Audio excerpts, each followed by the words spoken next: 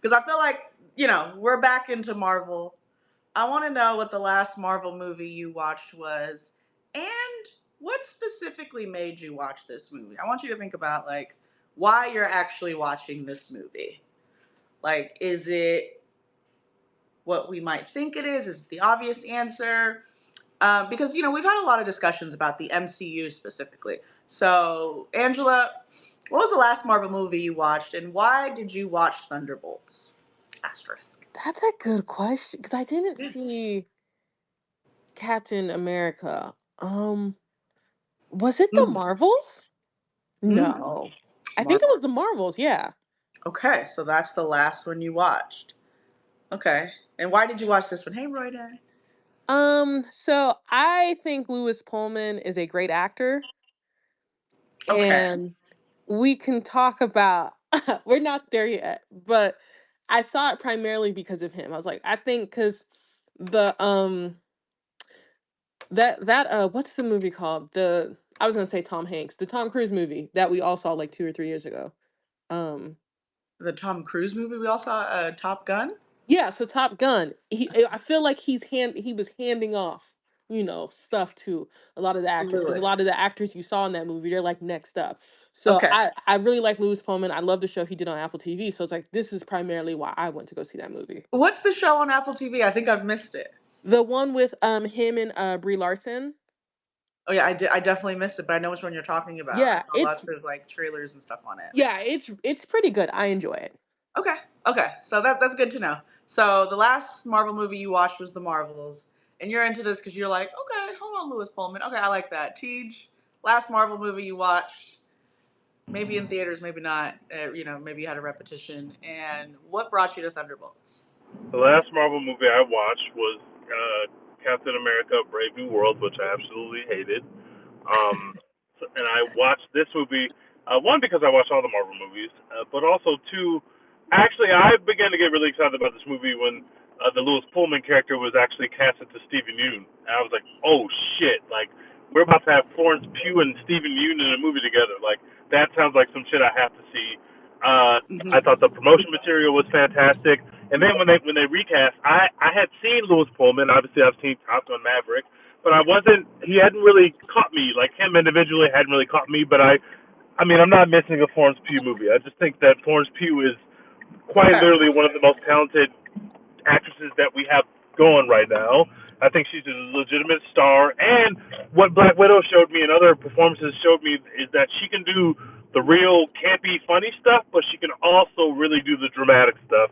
As many of you may know, I'm obsessed with the movie Midsommar. I've probably seen it 30 times. I'm literally obsessed with it.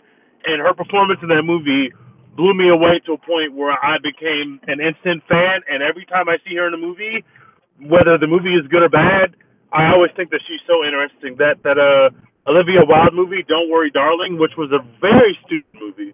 I think Florence Pugh, I think the shit that she's doing in that movie is just so mind blowing, and it's a movie that has no right to have somebody that good in the center of it. So I love Florence Pugh.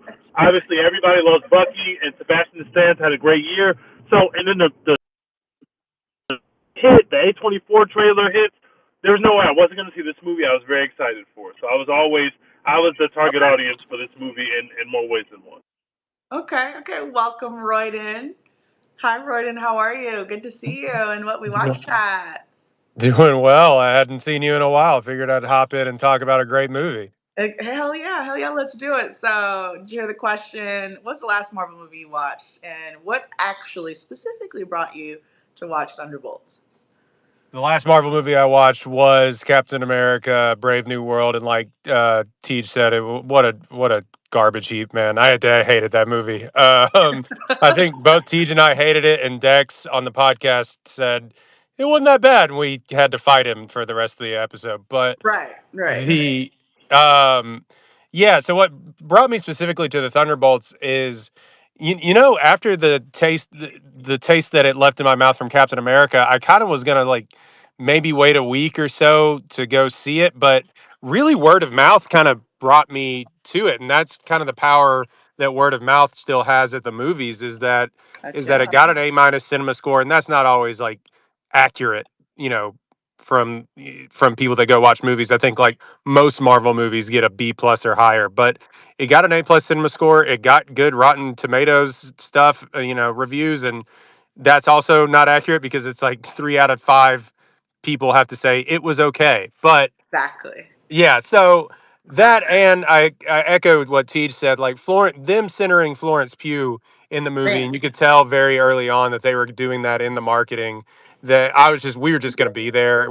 This movie was made in a lab, I think, for the folks on this podcast or on the podcast that Teej and I host, and I think that I think that centering her and the relationship she has with David Harbour that you saw in Black Widow and sort of their back and forth, and then Uh-huh. throwing in a little Bucky teaser in there, even though he's kind of in the movie, he's not really in the movie. It doesn't Mm-hmm. center. They could have centered it around Bucky, but they didn't. They chose to That's center fair. it around probably the one of the top 5 young actresses that we have working in Hollywood right now, and it was a great choice.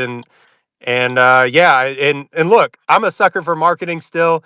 Like Teach said, that A24 trailer, it was made tongue in cheek. A24 knew it was tongue in cheek too, because they did "Is this fucking place still about us?" meme, and I thought that it worked. It worked on me, and I was like, this actually looks good. And you know what it looks like? It looks like an actual movie. Like a lot of these movies don't look like movies anymore, and it looks like it was What do you filmed mean by correctly. The color grading was right. That's what got me. what are movies supposed to look like? I'm I interested. don't. They're not supposed to look like they're on a green screen, like Ant-Man and the Wasp. The whole fucking movie is just a green screen or a special effect. That shit, the Quantum made that shit looks horrible.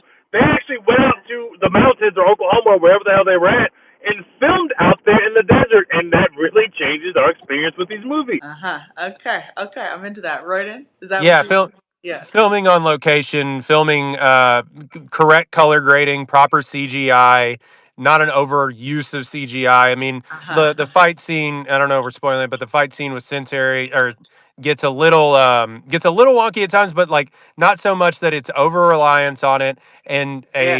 a use of practical effects at some points. And yeah, just a movie correct color grading is a huge thing with these movies. Like Uh-huh. movies are just bright now. Movies are just look like they're on fire all the time, and this looked like they got the tone right, and I really appreciated it. You heard it here first. I mean, the internet says things are too dark on television, and Royden's like, man, these things are too bright on the screen. Everyone just get the not only the color but the shade, the tone, and the coloring and the lighting right. So, Angela, I saw you tweet something. You said, "Come listen to why I hate this movie." You being serious right now? Are we gonna Yeah. have to open up the gripe guide chat almost immediately here on what we watch for what we watch So Wednesday? it feels like, and Hmm. I was thinking about because I saw it today. Okay. The first Inside Out. Inside Out, is that what the movie's called? It's Inside Out, Yes. Did you right? see the first one or the second one? Yeah, the first one. It felt like I was watching Inside Out, but for superheroes. Like it literally felt in the scene where he's like trying to beat the sad person in him, and they're like, "This doesn't work." I'm like, "This is literally what happened in Inside Out." Like I was like I was like literally look like because I was the only Hey, person in the theater. I was like, "This is literally the plot of Inside Out." Like I literally said that out loud. all right. So hold on, because this is an That Inside face. Out Stan account. Number one. So if you tell me a movie is like Inside Out, I'm not going to see the issue. Only because Inside Out is perfect. Now, if it did it incorrectly or you weren't into it, is that what it's giving? Is the critique that it took you out of it because it was too much like a movie you just watched? Or were you like, nah, like Inside Out is just so much better that like what are we doing here, Marvel? What It's was it, it Angela? it's that. Okay. It's like at this Okay. point, I think like a lot of superhero movies are doing the multiverse. Actually, I think they're stopping now. But it's like Are we it's slowing down hard a to little bit? watch the like people do the multiverse because Spider-Verse did it so well. I don't want to watch Hmm. anyone else do it. And so Mm. that was with that. I was like, bro, this is literally the plot of Inside Out. That number one. Number two, I think Teach said it, but they were actually filming in southern Utah. Like this is like a huge talking point. They're telling everyone in Salt Lake and in Utah to go watch the movie because the desert scenes were all in southern Utah. Yeah, I Um, brought up the end credits. Yeah. yeah, and like the third is like there's this thing the young kids call millennial humor, right? And I Hmm. think like the best example of that are Marvel movies. And so like In I Harry am, Potter. yeah, like that, Harry Potter, even like Yeah. kind of yeah, just the best example of this is like MCU. Like you think like every time Tony Stark Epic talks, bacon memes. yeah, it's just like it's like that. It's like BuzzFeed wrote a movie, right?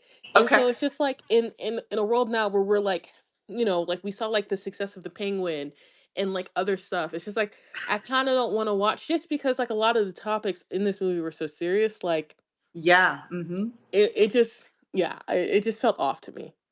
So it's interesting. I'm glad that the landscape of movies at this time allows you to critique Thunderbolts so seriously. Because I think what I hear you saying is that we've got into the Spider Verse, which lots of similarities to Thunderbolts, especially going through the different worlds and the different animations that Into the Spider Verse did, and color grading and stuff like that to go through that experience, and then we kind of like took that into Thunderbolts. So speaking of Inside Out, which came out 10 years ago, and Inside Out 2 came out last year.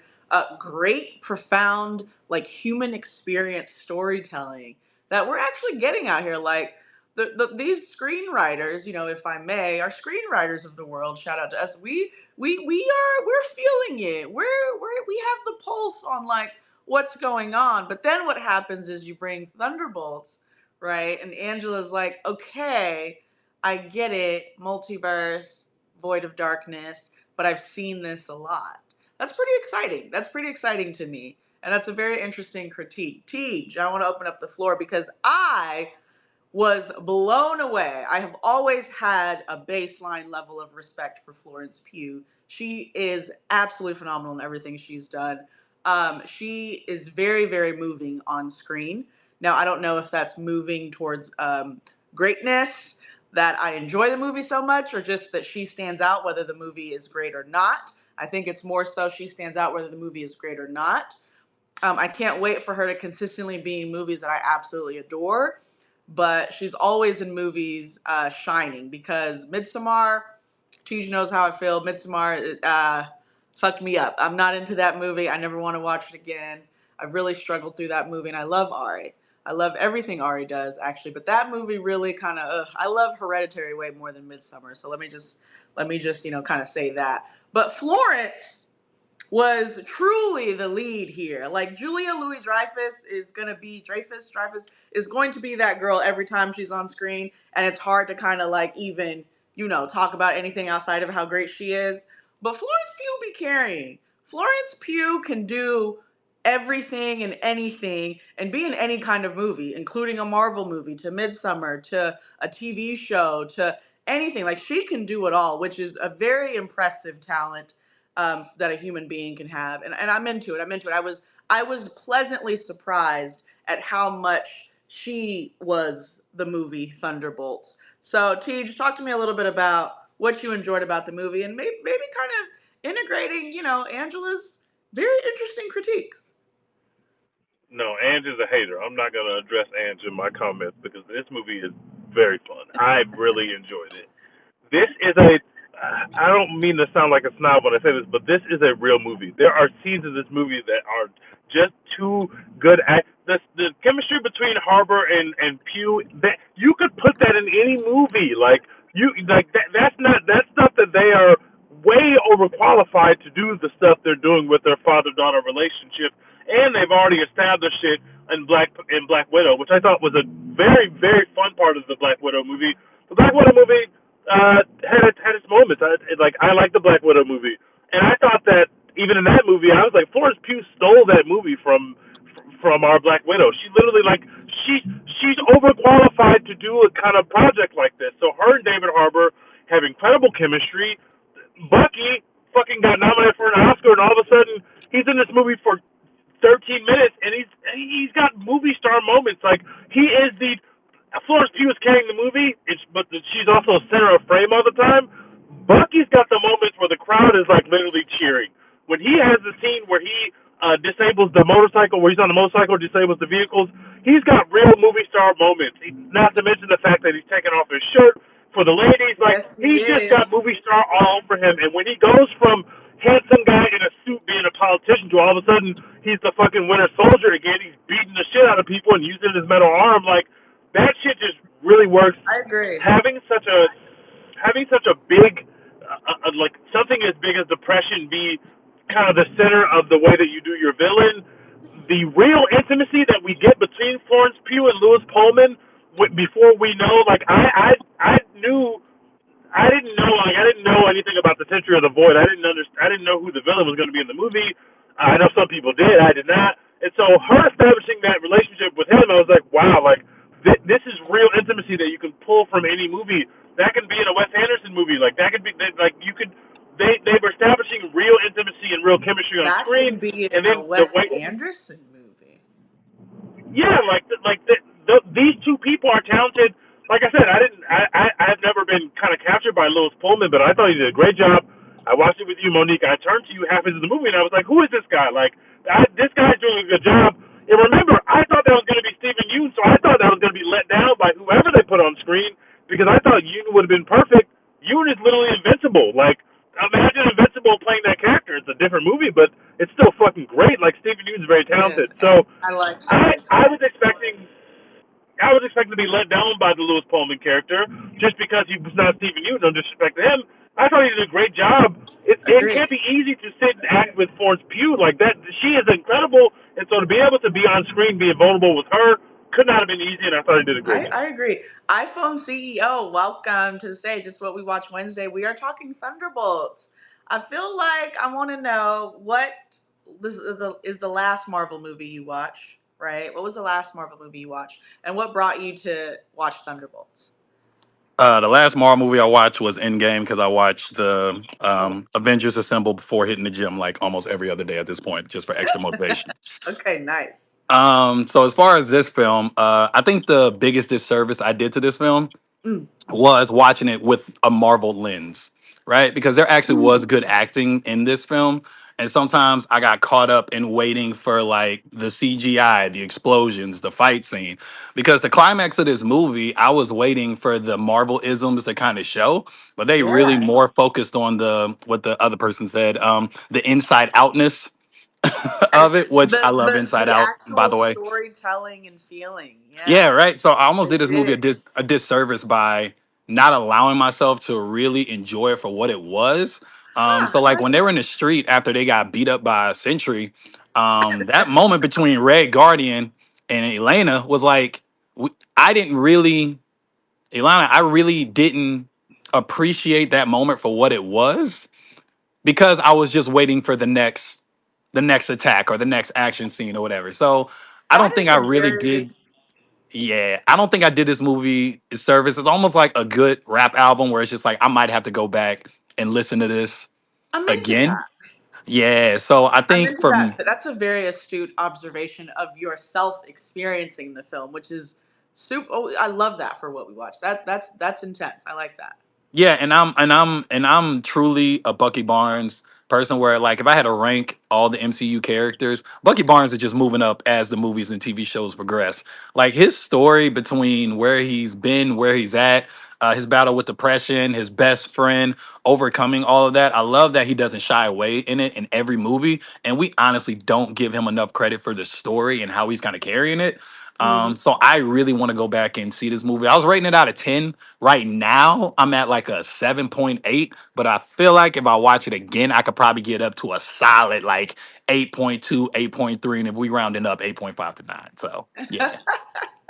Okay, I'm into that. I'm into that. I'm gonna hang on to because I don't rate movies, but I do feel like what's important is how we experience them and the fact that you're able to identify that like I was waiting on the next thing. Marvel has kind of managed your expectations without you even really wanting to, right? Like they just manage your expectations. They've set a standard and they want you to experience their movies in a way, right?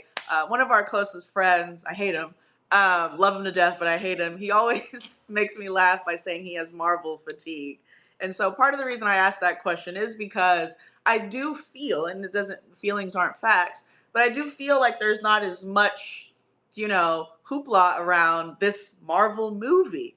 And I just remember Marvel fatigue and I think about all of that and I'm like, why is that, right? And the answers aren't difficult, but there's multiple answers. But if we take the easiest as being, we have a whole new cast.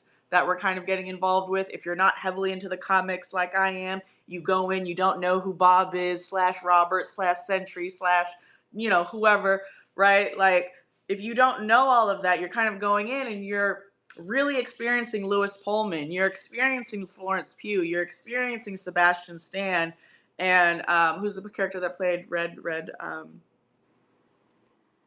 David, Harrison Ford, Red Hulk. David, Right Oh, Guardian. you're talking about Red Red Guardian, yeah, Red Guardian, Guardian. David Harbour. you're experiencing all these characters on screen and these actors on screen, and you really do. You get to experience them and sit with them in their art. And I wonder if it is the inside outness of it all. Thank you for that parallel, Angela. Is it the inside outness of it all that helps us to enjoy it in a different way? And when we go in with this Marvel expectation, because for me personally, so the last Marvel movie I watched was unfortunately Brave New World. It caused me physical pain to watch that film. So I really had to like process that. It was physically painful for me. So please pray for me on recovering from Brave New World. It's been a long time, still recovering. But Thunderbolts, I was always gonna be there for Thunderbolts because what I like is a challenge. I like because you want to talk about sexy people and who your favorite characters are. Y'all done killed and y'all done got rid of all of them. I'm going into a movie knowing that the sexiest man that I love is not going to be in the movie, all right? So I'm going to have to find the next sexiest man or the next superhero character to attach myself to because that's how I experience these movies. And so I'm going in, I'm like, all right, who are the new kids on the block? But I kind of like that, right? It feels like an underdog and it feels like the marketing and the press tour around that kind of own that, hey, like, who are these new motherfuckers, right? Who are these new guys? Who the fuck do they think they are? They could never be us. And then you saw in the credits where they kind of played on that. So I was excited about watching Thunderbolts. I think that I love it. If every single movie is about a villain being depressed moving forward, I want it on record. I'm okay with that. Give me all of the villains that are struggling with life, all right? Let's turn the villain apology up, okay? Turn my villain apologist up. Tell me, to me, the scene that stood out, and yes, this is what we watch Wednesday. We are talking spoilers at all times, but this is not really like a spoiler to me. The moment that we do get all the Thunderbolts together, fighting and protecting and saving Sentry or whatever his name is, Bob, the God, it was just screaming at me on screen without any dialogue to say that in order to kind of get out of that deep darkness, that void that swallows you up, you need your friends, your family, and your community. And I'm sorry, like I'm always going to be in love with that. I've created what we watch based on that. Like watching a movie by yourself is great. You're going to have a great time. You can manage, you can be Bob the God, but it's so much better with your friends and your family or like-minded people that can be there to hold you, right? And not judge you. Because if you watch that scene, boy, they cooked, right? They cooked from a filming perspective and a directing perspective when Florence Pugh runs up to Louis Pullman's character while he's beating his own ass, and she doesn't try to stop him. She just gives him love. I mean, guys, we're really cooking here, all right? And for a Marvel movie to do that, yes, Angela, we got it in Inside Out. Yes, we got it in, into the Spider-Verse. So while it's not new, it's still very, very refreshing to me, and it's still very exciting. So let me let Brown Skin Boys speak. Welcome to the stage. And then Angela, I see your hand up. I got you. Anybody else come up to the stage? Don't be shy. We're talking Thunderbolts. Brown Skin Boys, talk to me. All right. So I didn't really come into this movie expecting anything because knowing Marvel, they know how to throw you off with the trailer. So I just kept an open mind about it. Okay. Um, I enjoyed the movie. I like how there was a more family dynamic than the actual Avengers. And I also agree with y'all about them marketing this around Florence Pugh. I like her. She Yes. she is going she is doing things and she's about to take her career to the next level. And I would rate this movie like an 8 out of 10 for me. Okay. Mhm. What and Teej, you can chime in briefly here. I want to let Angela and then Corlin speak. Thank you, Brown Skin Boy. What Hmm. do y'all know how long Florence Pugh has been in the game? What is the next level for her? Like, have you guys envisioned what makes her next level? Yes. What makes her next? What's The her next level? the the next level is the biggest names, the biggest directors Hmm. putting her center of screen and making her star of the movie. What For kind of example, movie? she's an Oppenheimer. She could be the front the star of a Nolan film if he ever made a movie about women, which he Yeah, probably I will don't. never Yeah, do. that's not happening. But she's an Oppenheimer, but she's in the movie for 4 minutes. If But she's that. too talented of an actress to be in roles like that. This I saw people online say like, why is like I don't want to see Florence Pugh and our talent being in Marvel movies. I said, Marvel just put her center of screen. They made her the star of a movie, and it's not to say that only Marvel is doing that. There are other people that have made her star of the movies. But the next level for her is she becomes center of screen for the biggest names in Hollywood and the biggest directors in Hollywood. I'm into that. I'm into that. I think Thunderbolts is a Marvel movie at the end of the day. Even at their worst, it's still fucking Marvel. Okay. And I don't know if Marvel makes movie stars. I think they do. But I think a lot of times Marvel just knows movie stars and puts them front and center, and then they kind of shoot up even more, I guess. But Corlon, hello, how are you? Like, y'all. Welcome to the stage. Been a minute. It's been a minute. Um, so biggest thing, my biggest takeaway was like I kind of came in on the mental health piece, talking about like how they were trying to give Bob love, when he was well, as you said, Molly whopping his own ass, Yes. that whole sentiment. But I don't know if anybody realizes the fact that they did this with the timing with the mental health awareness month. Yeah. All right, super strategic. Oh, when is this movie's about mental health, right? When Right. is when is it? Oh, it's May. Okay, we'll do it the first weekend of May. There we go. Right. And then on top of that, like you talking about making a centric film, and T was talking about Oppenheimer. You're She I just want to let you know you're cutting out a little bit. If there's any my adjustment you bad. could make so Is we it can better? be better. Yeah. Okay. So with like what T was talking about with Oppenheimer, it's kind of like she. I feel like this was her breakout role. I Okay. mean, truly, because like if you really think about it, the movie centered around her. She It was did. it was her and then Bob's orbit and then everybody else orbit around her and Bob, Yep. right? Um this was basically her Black Widow film, Okay. essentially. Period. So it's introducing us to like, hey, like Marvel's like, okay, we had a leading man for the last 10 years, Robert Downey Jr. Now we're centering My man. Okay. it around Florence. She's gonna be our leading lady, right? So we'll see what happens when No Disney shade to Brie does. Larson. No No, shade. no say it to Brie Larson, but No like shade. Florence Maybe a got little that bag. shade. Florence got that. No, She has chops that Brie doesn't necessarily have in this no case. shade. But but yeah. So that is my little sentiment right now, and then I'm into that. I'm into that. yeah. I was pleasantly surprised by this movie. I agree with you, Colin. I was pleasantly surprised by what we did. Angela, all right, I see your hand up. I know you want to make some clarifications real quick, and then Roy and I got you. What you got, Angela?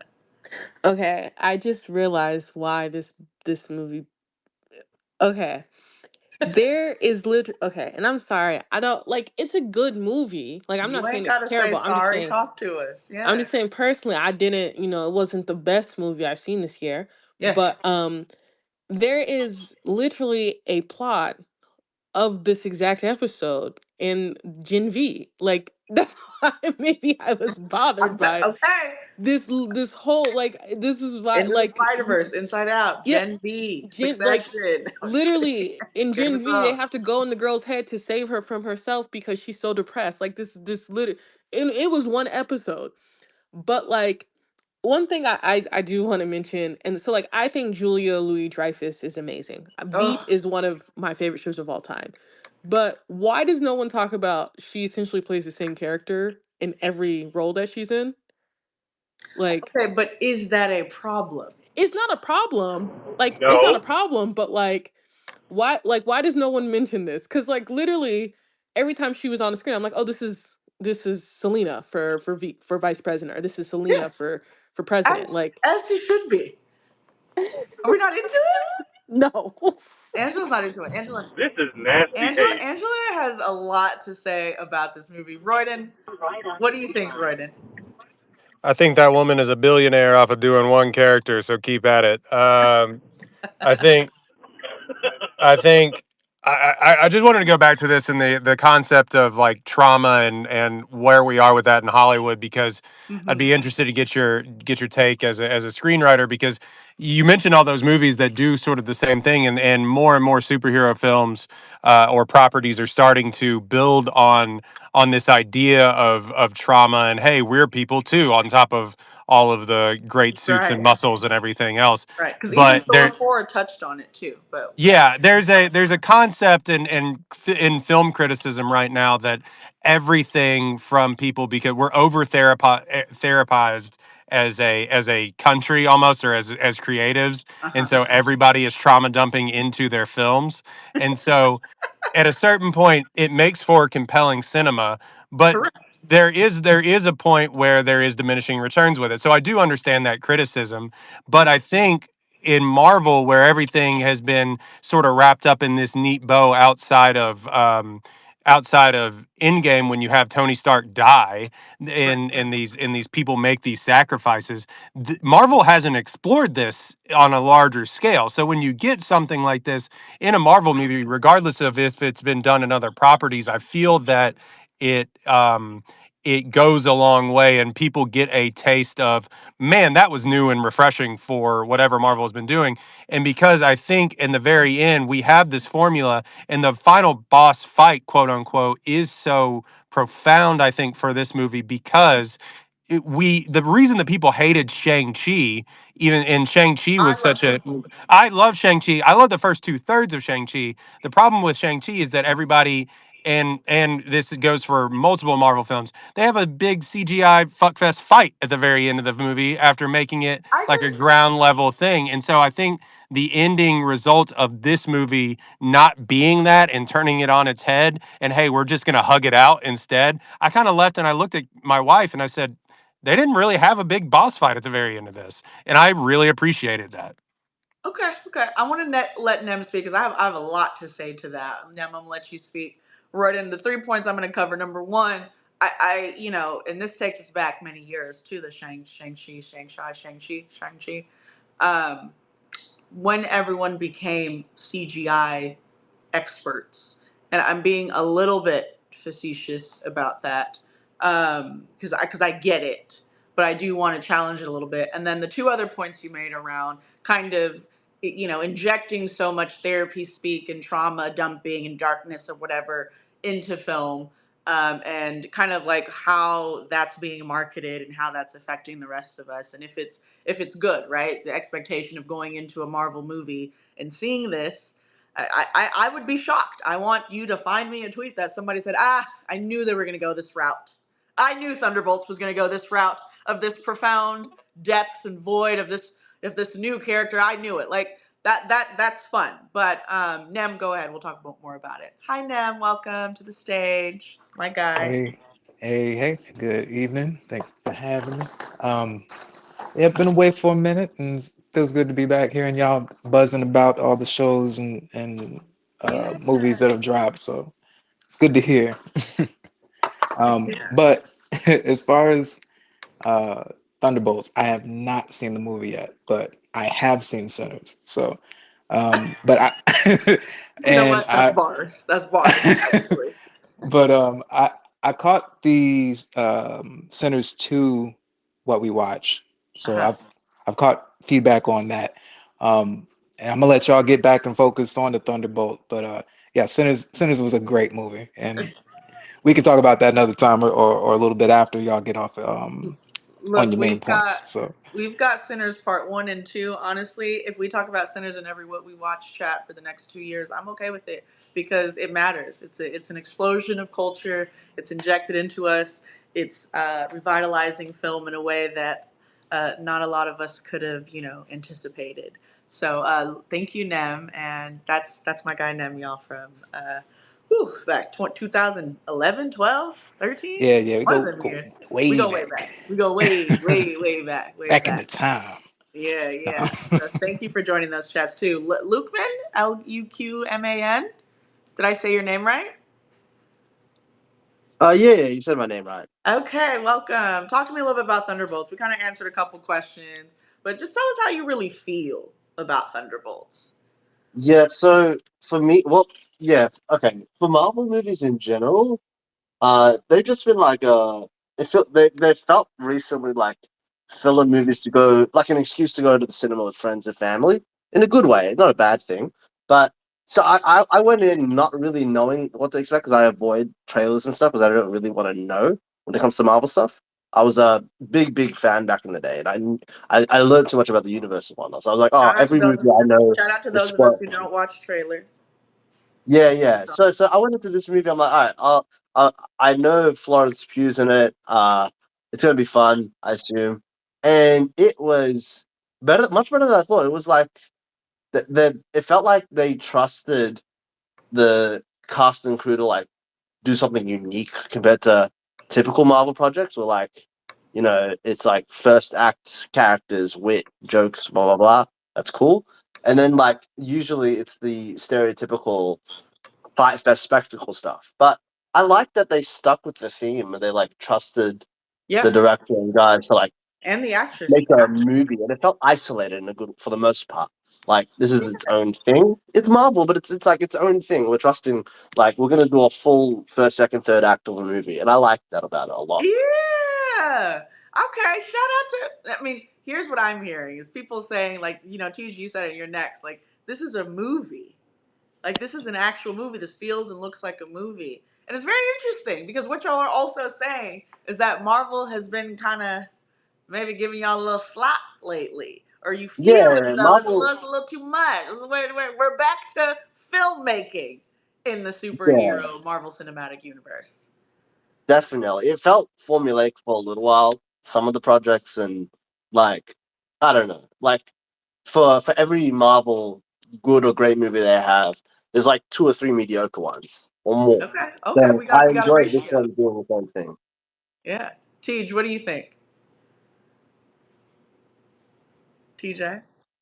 I am so mad that Royden stole my point because when I was watching the movie, as I watched the way that we were going to close the movie, the first movie I thought about was Shang-Chi.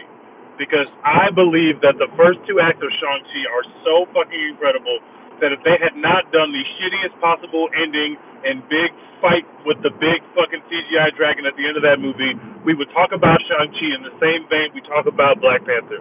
Like they set something up that was that culturally important, that was that fucking beautiful, that was that the first two acts of Shang-Chi are not a Marvel movie. It is a movie. And then in the third act, they were like, well, we have to make it a Marvel movie, so let's throw this on the screen. And one of my favorite things about the Thunderbolts is that they never felt like they had to do that. Sure, you get a cool fight scene with the Sentry, but it becomes very clear they're not going to be able to fight Sentry. They can't punch Sentry.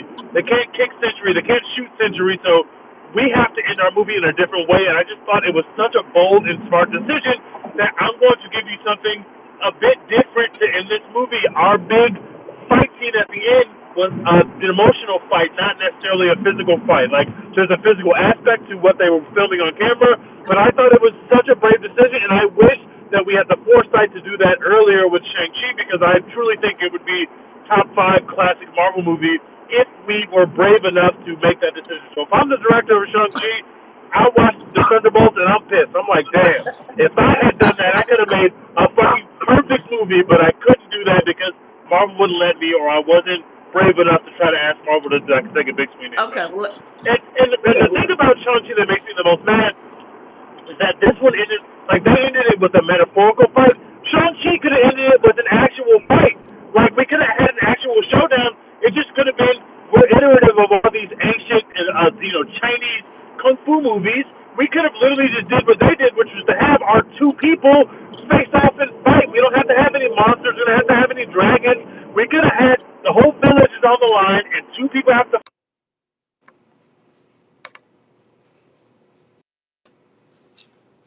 Uh-oh. Can y'all hear me? That I they can Yeah. were hear you. sourcing from, yes, we hear you. You no, we couldn't Sourcing hear from, you, TJ. You cut out for a little bit. uh, sorry. The thing that they were sourcing from in Shang-Chi was gave you the ending to your movie, and you were not brave enough to do the end the movie like those movies that you were so Okay. obviously hell bent on. It's like you can just end it how they have ended the movie. I think it's a much better movie. So I was glad that Thunderbolts went in a different direction. Okay. Okay. You know what? I'm gonna have to pod here for a minute because my fellow one take podcasters are very passionate about this comparison and this kind of just observation. So let me pod here for a minute. Number one, and Corlone, I just put your tweet up there. There's something that y'all are saying without saying, so I do want to define it for the audience. Why do we keep um, putting a line of demarcation between a Marvel movie and a movie, right? And I just want to be pretty damn clear that it's just from a capitalist perspective, it's just from an IP perspective, it's just from a studio head. We need to make sure that this movie is for everybody because Marvel is for everybody. We bring in billions of dollars, all right? We employ hundreds of thousands of people, and we need to make sure that we are making money, right? So I think, and that is where, quote unquote, we sacrifice this idea at times of art. And we talk about this all the time in what we watch. We sacrifice the art for the production and profit. Okay. And so I think without saying it, y'all keep saying that, well, Marvel didn't deliver what they usually deliver. They delivered a movie. And it's like, well, Marvel is making movies. You're talking about the cinematic universe. So I think that's clear. The next thing I need to say is that I loved Shang-Chi. I loved it. I had a great time. I was in there having a great time through the last minute. I don't care.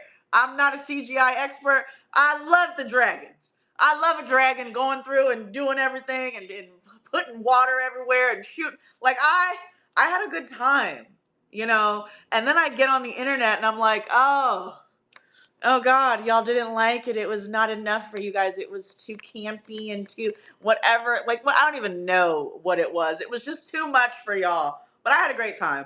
But I wouldn't put that too much on the people creating the art because there was a great feat, as y'all both mentioned, in celebrating that culture, celebrating those actors and actresses. And I don't know. Part of also the formula behind Marvel movies that's separate from others is the big scene, the big final boss scene, the big Avengers losing, or your favorite hero struggling with family and being a good person versus whatever, right? And so Thunderbolts specifically, I think what really stood out in Thunderbolts for me, and I didn't think of Shang-Chi because I love Shang-Chi, right? I didn't compare him because I didn't. But what I did think about was that what they extrapolated from actual films to me was the way it was directed. To me, I'm getting John Wick vibes in the very beginning of this movie. I'm getting, some of my favorite like fighting scenes are in The Raid and Water and Hero and a lot of these like really high level, Crouching Tiger, Hidden Dragon, like very high level martial arts artistic films. And I felt some of that in there. Like I would be remiss. Like I need to know how they were doing some of these fighting scenes because those were very, very good, right? And then you inject the idea of this storytelling around trauma. And I think it's very important. I'm glad we're talking about it here at What We Watched, that this is not new. We've been doing this. The last 5 to 7 years, we're talking, everything everywhere all at once. We're getting oh, it's so hard to be alive. And oh my gosh, what is the meaning of life? And how am I going to ever recover from, whatever. And Thunderbolts basically put it on a platter for you. They didn't, they didn't use any symbolism. They didn't walk around it. They literally showed you everyone's trauma. Oh, he had parents that fought and were abusive, right? She drank a lot of alcohol. She lost, like, it shows you like these regular everyday things and traumas that people go through, and it injected into a movie. And what I think is still very profound and isn't too washed up or diluted is that they did it without talking too much. They just showed it to you. And that is what a movie should do.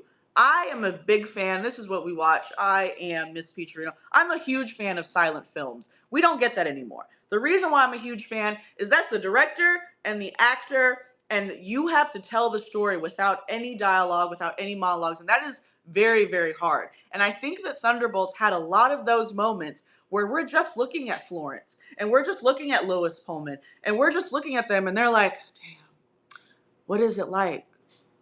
It's like a void. And that's not, that writing doesn't really hit like that, right? Oh God, avoid. We've never heard that before. But it doesn't have to hit because of the level of sound that we're putting behind it and the things that are happening on screen and the way these actors are engaging with each other. And that's what really stood out in Thunderbolts for me. So thank you for letting me pod about that, because I had to say that, to me, what stood out for Thunderbolts really and truly was the direction. Yes, we've seen somebody go through different dimensions and save each other, and oh, we've seen the Thanos snap. If I may do one comparison, the Thanos snap don't got nothing on Mr. Shadow Guy. Okay? If you kill me by putting me into a darkness and I wake up in my most 17 traumatic situations of my life, you might have me fucked up. All right? I might not make it out of there. I'm gonna need my friends to get me out, because I'm be like, oh damn, I gotta relive all of this. I was just walking down the streets of New York having a nice little slice of pizza. So I think they did a really fucking good job. I had a really fucking good time, and I know the bar is very high for telling those types of stories and getting you like really connected and invested in these dark characters. Royden, talk to me. I think that your point, and a lot of some other people in this chat's point, especially with the tweet, that it was the studio interference and not necessarily the director. Like, yeah, Dustin Daniel Cretton did Short Term 12. Like, he's a really awesome creative, going back to the man who made Shang-Chi. But this is the Correct. first time. This is the first time, even going back to what's the movie, The Eternals, that Chloe Zhao did, where Mm-hmm. Marvel decided that they were going to use creatives to do these movies and try to be a little bit, for lack of a better term, artsy, but like try to Right. do these things with these creatives, but they still couldn't get out of their own way, because in the very end you needed this, that, and the other to hit these watermarks. This is the first time that they sort of have, it felt like they have let the creative, I believe his name is Shire, and Joanna Kalo, who both worked on Beef, which is a great Netflix series, by the way, too. So they're the Julie. creators of Beef. Like it felt like for the first time in a long time that they let them clear out ISO. Like it felt like they let them Yeah, go to I let work them cook. without as many notes. That was what I was trying to get at, and I think Yeah. maybe they have started to learn that they are getting out of their own way a little bit goes a long way. Fuck yeah. I mean, that goes from individuals to companies to, the Marvel big boys. Like, get out of your own way a little bit. I watched the studio. I've already recommended it. I can recommend it every week, honestly, until the show ends. Um, but, there's this profound kind of meta experience that you have with the studio, because it's like a show made about making shows and movies, and it attacks everything movies head on, but it makes it to where how the studio heads talk about, no, this is necessary. There's a scene where he's like, no, it's not a formula. It's just a structure that we 100% know works, and we just do it over and over again. And so I think I know it was purposely written like that, because the conversation that we're having, okay, we're not saying that it doesn't 100% work at the time. We're saying that you don't have to do it over and over again, because I'm sure that this will work 99% of the time, if not 100% of the time. You just gotta fucking try. Like, what if you just let yourself cook a little bit? What if you just go ISO? Let these directors go a little ISO, just a little bit more. What if you let Eric? I think the screenwriter's name is Eric. Screenplays by Eric. Phenomenal job. Like, it's some damn good writing, and I think it's very difficult to start with Florence Pugh actually jumping off a building, mind you. Okay, know her. I don't want to talk about Tom Cruise no more. I want to talk about Florence Pugh today. All right, my stunt girly, and then Blue. Now, don't be disrespectful. Do not Now be hold on now. disrespectful. Don't do that. Today I don't want to talk about Tom Cruise. Is that okay? I think he'd be okay with that. Well, are you okay with There that? we go. There we go. That is fine. Yes, yeah. We can take one day off. That's fine. I just want to talk about my girlie Florence Pugh, the stunt girl. and it is just hard, right? Because how do you give a fuck about these new Avengers, right? Spoiler alert, it's not spoiler. How do we give a fuck about these new Avengers, right? And it's like we went through all these stories, and oh, a soccer team, and oh, she died and she killed a lot of people, and oh, she struggled. Like, what? Why do you actually care about a fake ass Captain America and an old ass dad that can barely run, and a girl that just, oh my god, life is so hard, I hate myself and I kill people? Like, that's a difficult thing to do. And who carries that is the screenwriters and directors. It's not Marvel, because Marvel is just like, no, these are the superheroes, make sure that they end up being the superheroes in front of the press at the end. So it was like very aware of itself, and I think I like that a lot. Will Smith, welcome to the stage. Hey, how you doing? What's up, Miss? Is it Miss Peacherino? Is that how you Miss pronounce it? Chedino, yes, welcome. Happy Movie Watch Wednesday. We're talking Thunderbolts. How'd you feel? I feel good. I do want to say I love that you brought up. I know you're a movie buff for real, for sure. When you mentioned The Raid, oh my goodness, I love The Raid. Is one of my All of them. favorite martial arts movies. And The Raid 2 Redemption. The first one was better, but the second was good too. Um, but yeah, I liked it. I enjoyed it. I enjoyed it. I'm also a background actor part time, so I was actually in that movie in the beginning. I was one of the politicians. You can only see me on the wide shot. I was next to the principal, but of course I was like, they ain't about to have they not about to have two black guys right next to each other, so I knew they was gonna move me. But that's So just me. I just kind of you were in there with my guy from The Wire? Is that shot? yep, yeah. Yeah. So I was one Okay. of the politicians. So on the wide shot, I'm like the third from the end. You see my bald head. So, but That is anyway. so cool. We love to celebrate every single artist in what we watch. So yeah, round Oh, of thank applause you. for you. Woo-hoo. Thank you. Wow. Yeah, yeah. That's So, cool, man. but it was a cool set. I enjoyed the movie. Um, so I was in that scene and the gala scene, but when they had the all the artifacts around and stuff like that, so I was there for Awesome. that when we filmed that. And we had to wear the tuxedos and all that. But So cool. but all in all, I enjoyed it.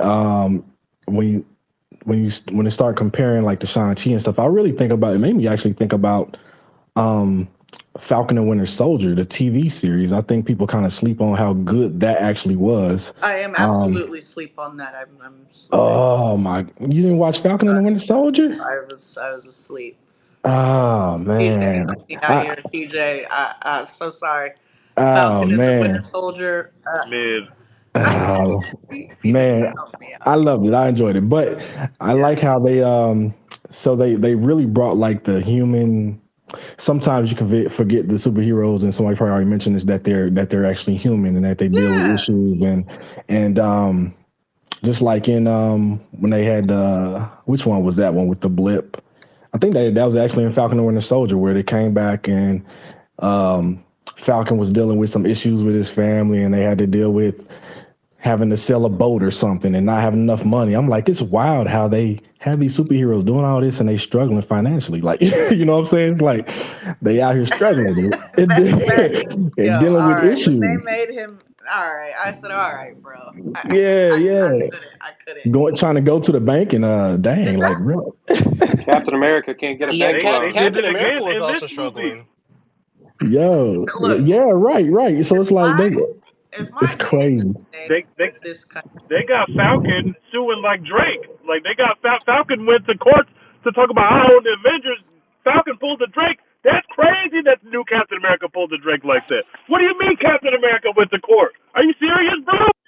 look, if my name is the name of the country and I ain't got no money, bro, I'm not a good guy anymore. I don't want to save the world anymore. We all got beef, honestly. Facts. But I'm interested now. And Will Smith, I didn't mean to cut you off, but thank you for speaking. I Oh have a no, no question. problem. I have a question now, and thank you for joining. We hope to see you in future shows. How do y'all really feel, right? This is what we watch. I have a couple of pillars, right? Number one, I don't rate movies. You can. I'm not saying it's invaluable or it's not valuable. But what I am saying is that I won't do it. I don't feel like that is the primary value in experiencing film. It's about how you feel and what you take away from it and how much you see yourself in it. Number two, this is about romance no matter what. It is always a love story. And I love that Thunderbolts was able to really, you don't think about it. You don't think that it's because it's about mental health and trauma and depression and needing your family and friends. And I think it's very important that you guys realize how much family was important in this too, right? Like they made a Marvel movie, and instead of just saying we are family, we have to stick together, they're like, no, this is what happens when you don't have family. Like, let me show you. And the father daughter relationship is really important. But this is still a romance, and don't get it twisted. Tej loved to ship and sex people in movies and TV shows. He rolls his eyes every time I say it, but I'm right. And I'm just like, well, what if they didn't kiss? What if they didn't have sex? And it was still obvious that they adore each other and they care for each other. And we don't have to be physically consuming each other on screen. And I think Thunderbolts, shout out to them doing what I love. It's just a quick little hug, a quick little eye looking into each other's eyes. I care about you, man. I care about you. I don't want you to die. I may not want to have sex with you, but I really, really, really deeply care about you, and I got your back for the rest of the time. There were people that wanted to have sex with other people in this film, though. You weren't feeling the All vibes. right, But bro. when the assistant was giving Bucky compliments, she definitely was trying to fuck Bucky. Notice, You just notice didn't see that it. we didn't have to do it though. We just let the tension ride a little bit. That's all I'm saying. But I really want She to know she now. calls him handsome. She had only been on screen for like 4 minutes, and she called him handsome immediately. You saw what type of time she was on. You knew what she was doing. Okay, first of all, Sebastian Stan, we all think he's handsome. Teach, you would walk up and say he's handsome. Come on now, let's be for real. Now, I'm not saying He's a pretty good looking guy. I would agree with as a sexy man, he's sexy. My number one is always going to be Iron Man. Okay, well, I'll take a little Bucky if I have to. But I want to ask to close out the space, the event. Um, how do y'all really feel? Like, how do y'all really feel about them making superheroes as humanly as possible? Like, how do you feel about that statement? Oh, superheroes are people too. How do you feel about that, Tej? And then we'll go down the line, Tej, and then Corlone, Angela. How do you feel about I superheroes, like it. real This people? what makes people love movies is that movies tell the stories of people. So we want to come see which superhero can beat who. We want to see, can the Thunderbolts beat up the Sentry? Like, that's fun to see. But also we want to see, who are these superheroes? Who are they? And what this film did a great job of is getting into, these people are all struggling. These people are all lonely. These people all need each other, even if they don't realize it yet. And that journey of, oh, now they realize they need each other. When they're on the street and they finally have their big superhero moments and they start saving people, that shit really works. Not just because it looks good and because the way that they choreograph it is cool, which is true, but also because we saw the journey that these characters took to start working together and finally get there and save those people. And that is the real shit. That's the shit that brought us into the MCU. That's Captain America. Like, the first Captain America, he don't have no superpowers, bro. He's got the super, like, Not the he gets the current one. super soldier serum, but he's just fighting with his hands, saving people on the street, looking like a hero as we get to learn who he is. So I thought it went back to those kind of more grounded movies that we really love. Those first couple Captain America movies are crazy just because they're so grounded. They're not fighting aliens from space. These are human conflicts that they're dealing with, and Yes, whenever T. we can get back to dealing with human conflicts, it's always a good move for Marvel, especially when they needed a win, and I thought they got a win this time. Yeah. Okay. Okay. So you're saying it without saying they needed to Hmm. win. Angela, what do you think? So one thing we didn't talk about. So again, I'm not the most, I thought it was a good movie. Like I thought it was okay. I thought it You was was like, good. it's cool. It's all Right? I right. thought they're like, I was just like, I've seen this before. But one thing I do have to give credit to is Goldie Hawn's son. Is it the Douglas Kurt is what's his name? Wyatt The Russell. Wyatt Russell, yeah. Say Kirk Douglas. That's not Jesus. Um but Wyatt Russell was amazing because he played such a believable dick throughout the whole movie. Like, and I don't know if it's just because he looks like that. And no shit, I'm not saying he's ugly, but like if I saw him in the street, I'd be like that asshole. Like, so great job to him. I thought like personally, I thought he was one of the best actors in the movie, just because he was so believable in his role. Okay. Okay. Um, I think I'm excited about summer movies this year. I think we're gonna have like a lot of good movies to watch this summer. I think that Mhm. this was like sort of like the first domino. I don't know if you'd consider Sinners a Summers movie, but I think this is the first domino. And I think the ending credit with Fantastic Four, I think everyone and their mama is going to go see Fantastic Four because everyone Shout out to loves. Pedro. Yeah, Shout out to Pedro. we have that. We have the Mission Impossible movie. Like, I think this is going to be like a really nice summer for movies. I think this is going Ooh, to I be love like that. the first thing. So I am excited because I feel like literally every week this month I'm going to be in the theater watching something. So As you fucking should yeah, be. like summer Let's turn blockbusters are that up. back. Like I'm genuinely excited. So Movies I'm are back. when I think of like when I talk, like, like we talked about like Kendrick Lamar last year, right? Like, oh, he did all this to Drake. I feel like Megan Thee Stallion was like the first domino, because Megan Thee Stallion was dissing niggas. I feel like we're gonna look back at like be like, man, 2025 had some really good summer movies. Yeah, it started with Thunderbolt. So those are my thoughts. Okay, for sure, for sure. Royden. Is Royden on? Oh, Royden got off. Brown skin boy, talk to me. What So what was the question again? I'm sorry.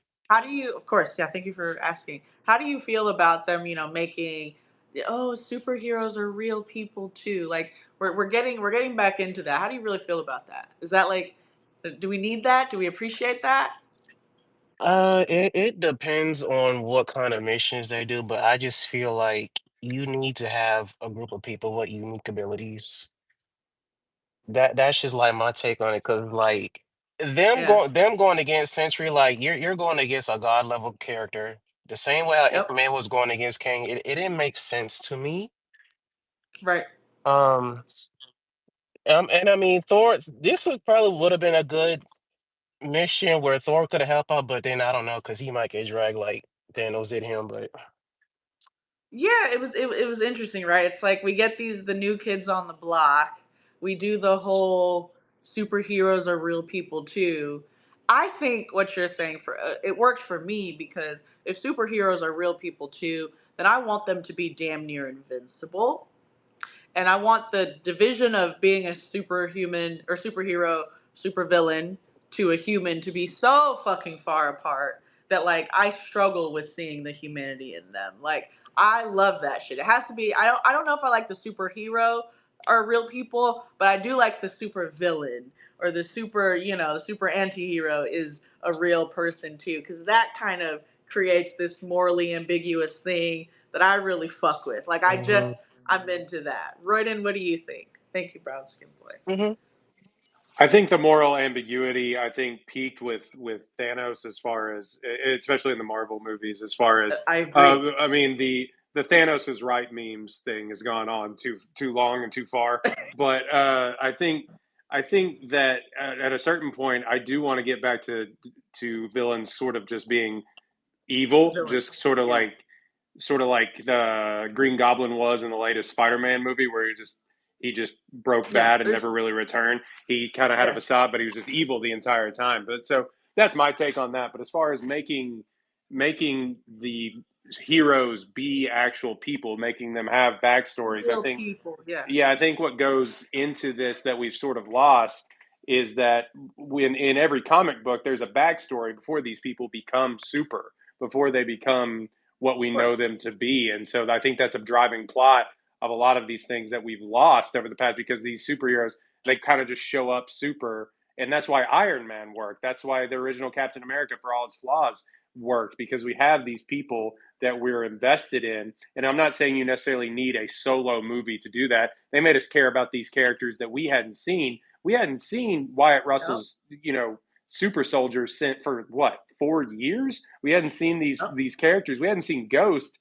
since the second Ant-Man movie, which came out pre-COVID. So like that Yep. is it is crazy that they were able to do that in this short amount of time. And I think it's a testament again to the screenwriters. I like having backstory with my characters, with my heroes, especially street level heroes like this. And I do think that became a problem for sort of like power scaling these heroes, because Captain Marvel, like, they just didn't have her show up until the last 30 minutes of the last of what do you call it, of Endgame, because it was just power scaling. They may have that problem with Sentry, they may have that problem with Bob, which is why they kind of nerfed him, spoiler alert, at the end of the movie. So he's like, I can't do it and be one thing or the other. So I'm Oh, interested to see right. how they do that. But yeah, I really appreciate having backstory and making you just care. It's as simple as making you care about people, and Yeah. it goes a long way. Okay, I'm into that. Yeah, I feel that. Luke Ben?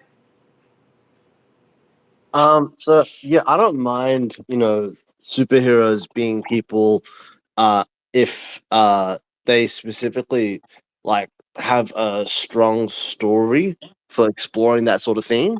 Like Uh-huh. I thought Thunderbolt's story was strong. I liked exploring the theme of depression and all of these like out there characters that are not necessarily the good guys of Marvel or whatever, Right. having that sort of dynamic. I like that. That was fun.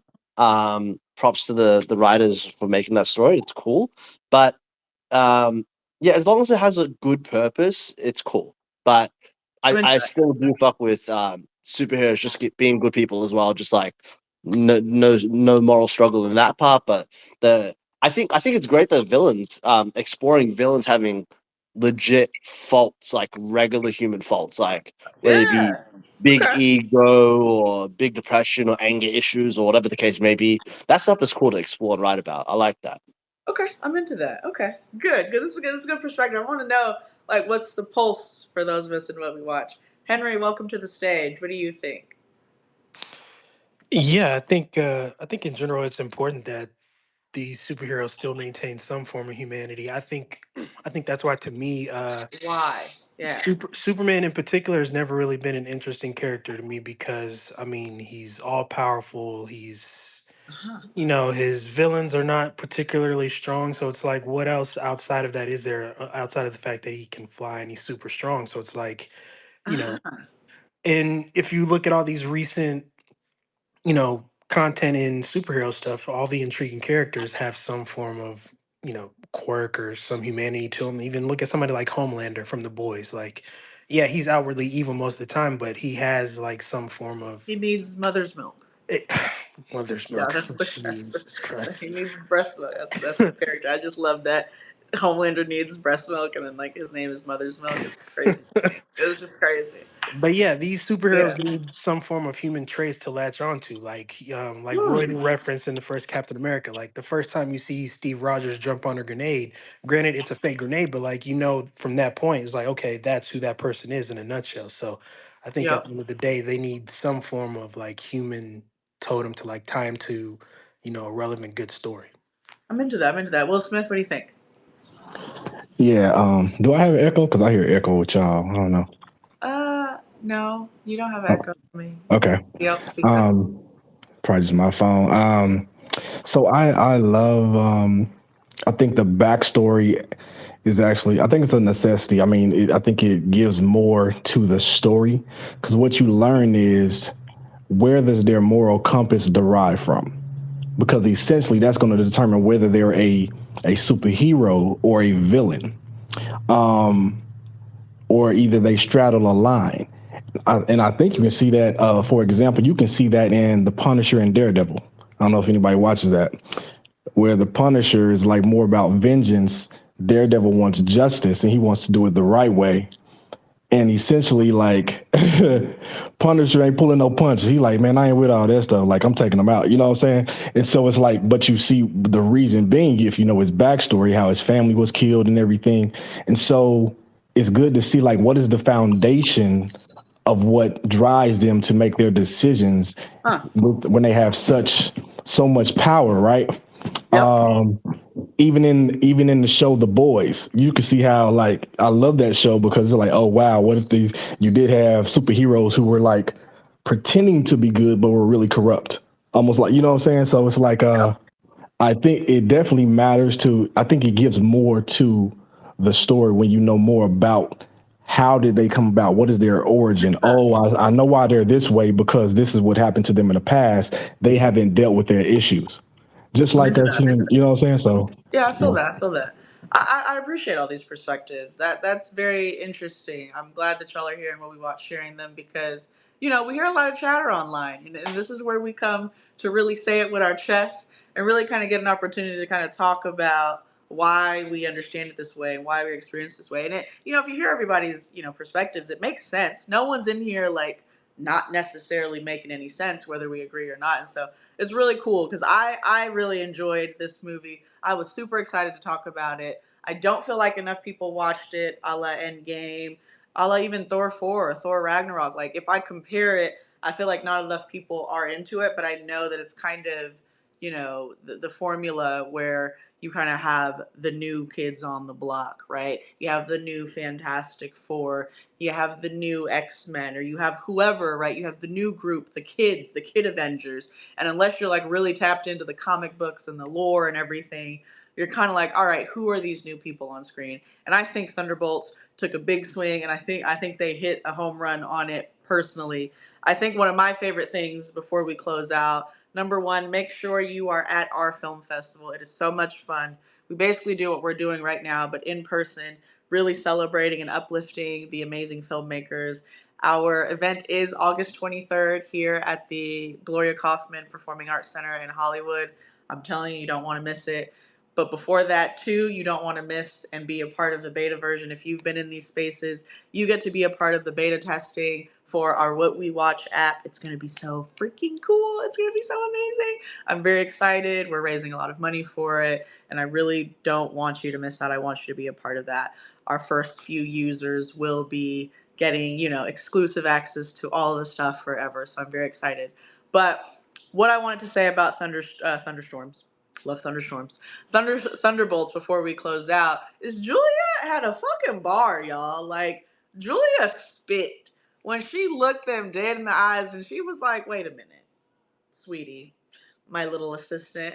Baby, there's no good guy and bad guy. There's a bad guy and a worse guy. I said, hold on now. Now we cooking in Marvel now, because we done had some villains say some stuff, and we could say that Sentry's the villain. But Julia Louis-Dreyfus, her entire storyline was about how she needed to be impeached because she's the one creating the god, right? The person that she called a god. And he had his bar back to her, like, hold on, how you mean I'm all powerful and I can't call myself a god when you just said I'm better than a few gods and a few superheroes combined? I said, all right, now drag her. So what I really found profound when Julia Louis Dreyfus said, there's a bad guy and a worse guy, and that righteousness without power is just an opinion.